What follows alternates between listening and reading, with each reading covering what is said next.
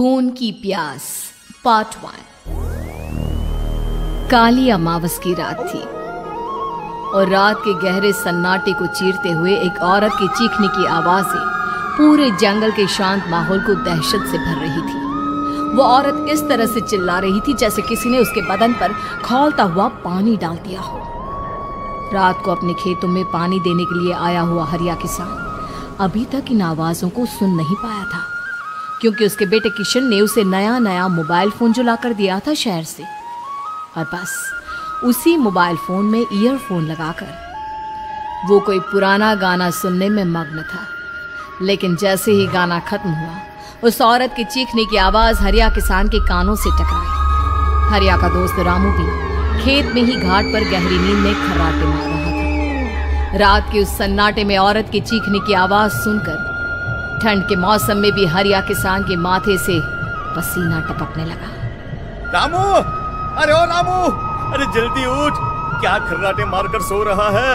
अरे इतनी रात को ये जंगल में कौन औरत चीख रही है? पूरी तरह से चीख रही है। अरे क्या हुआ? क्या हुआ? कौन है? अरे भूत आ गया क्या? चोर आ गया क्या? अरे न चोर आया है न भूत आया है। मैं ये कह रहा हूँ कि क्या तूने इस औरत के चीखने की आवाज सुनाई देती है कि नहीं? अरे कौन सी औरत? अरे हाँ, ये आवाज है। तू पहले नहीं बता सकता था? पता नहीं कौन चुड़ैल जंगल में नाच रही है। हम घर चले जाते हैं। देखता नहीं, मैंने तो कानों में ये लगा रखा था। वो किशन ने लाके दिया ना शहर से, गाने सुन रहा था मैं। अरे लेकिन भाई, मुझे बहुत डर लग रहा है। क्या करें?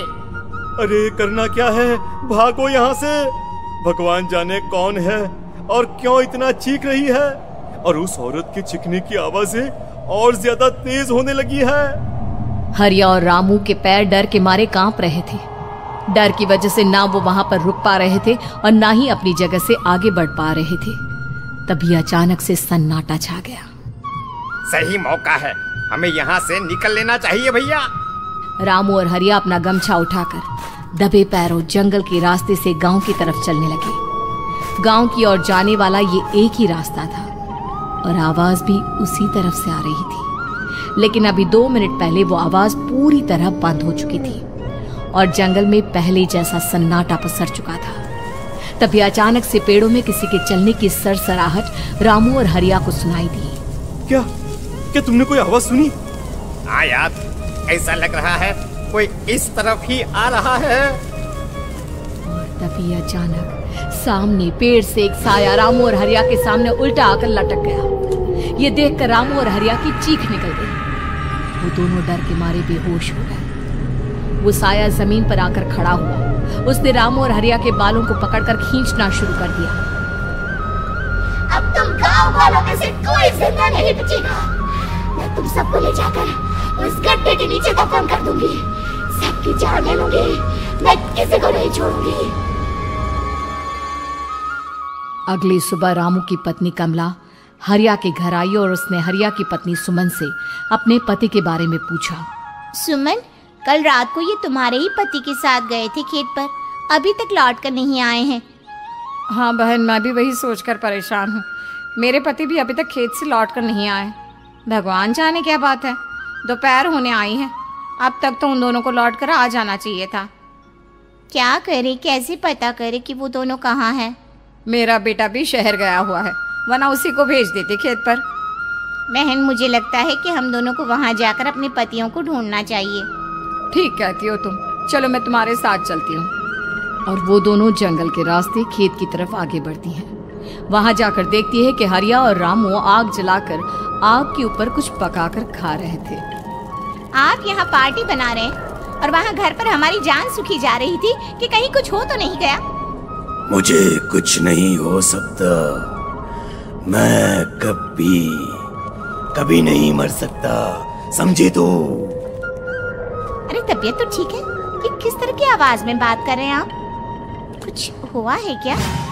कुछ नहीं हुआ, बस जोरों की भूख लग रही थी, इसलिए खाना बनाकर खा रहे थे।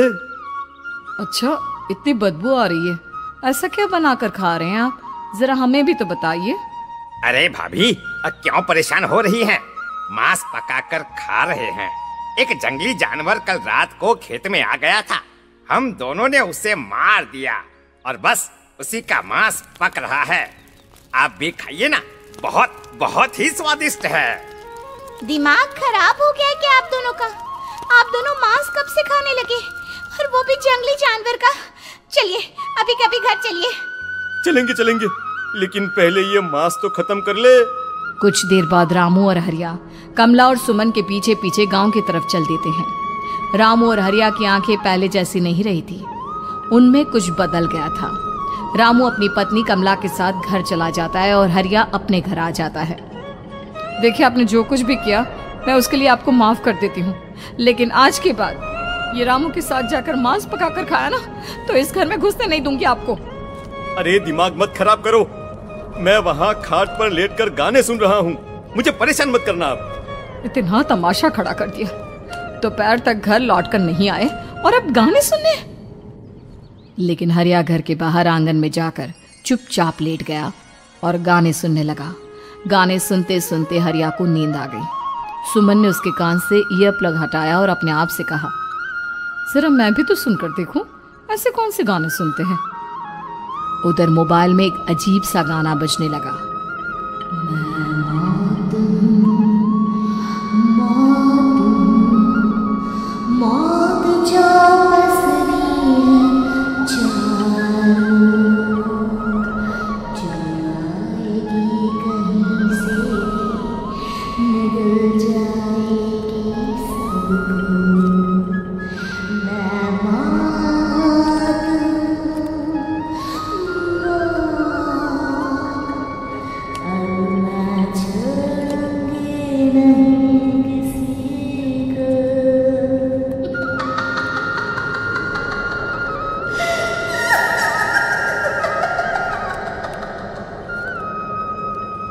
सुमन ने घबराकर मोबाइल फोन दूर रख दिया।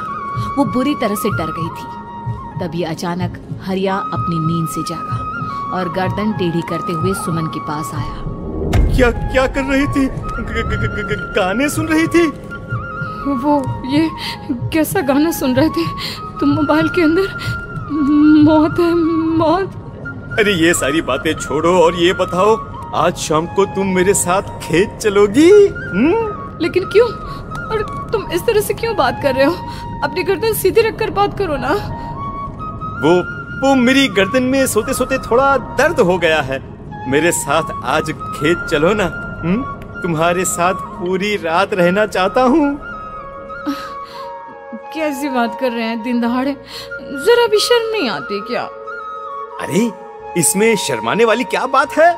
तुम पत्नी हो मेरी। पूरी रात खेत पर रहता हूँ। मुझे भी तो तुम्हारे पास आने का हक है कि नहीं? अच्छा ठीक है, चलती हूँ आपके साथ खेत पर, लेकिन फिर उस रामू को मत बुलाना। अरे कैसी बातें कर रही हो? अगर तुम मेरे पास होगी तो मैं किसी को नहीं बुलाऊंगा, सिर्फ तुम और मैं और रात का सन्नाटा। शाम के वक्त हरिया सुमन को अपने साथ खेत पर ले जाता है। आसमान में चांद पूरी तरह से चमक रहा था। हरिया ने अपने खेत में बनी हुई छोटी सी झोंपड़ी के अंदर सुमन को अपने पास बिठा लिया और उसके बालों में हाथ फिराते हुए कहा, कितनी खूबसूरत हो तुम, बहुत सुंदर लग रही हो। एक चांद से भी ज्यादा सुंदर लग रही हो। ऐसी बातें मत करिए ना, मुझे शर्म आती है। अपनी आंखें खोलकर जरा मेरी तरफ तो देखो। अरे देखो तो सही। सुमन ने शर्माते हुए जैसे ही अपनी आंखें खोली, उसके होश उड़ गए। हरिया के बड़े बड़े दांत निकल आए थे और वो पूरी तरह से एक जानवर की तरह नजर आ रहा था। कौन हो तुम मेरे पति नहीं हो। कौन हो तुम? मुझे जाने दो। लेकिन हरिया ने सुमन के हाथ को कसकर पकड़ लिया। उसके नुकीले नाखूनों की वजह से सुमन के हाथ से खून बहने लगा था। बहुत दर्द हो रहा है, मुझे जाने दो। कौन हो तुम? क्या करना चाहते हो? वही जो एक आदमी एक औरत के साथ करना चाहता है, और उसके बाद मैं तुम्हें वहीं ले जाऊंगा जहां पर तुम्हारा पति है। क्या मतलब? क्या कहना चाहते हो? कहाँ है मेरा पति? जंगल के बीचों बीच उबलते हुए पानी के तालाब में, वही है तुम्हारा पति। चलो चलो, मैं तुम्हें उससे मिलवा देता हूँ, लेकिन उससे पहले तुम्हें मेरी प्यास बुझानी होगी। और इतना कहकर हरिया सुमन के ऊपर जानवरों की तरह टूट पड़ता है। आखिर कौन था वो जानवर, और क्या सुमन उसके शिकंजे से बचकर निकल पाई? जानने के लिए देखिए इस कहानी का अगला भाग।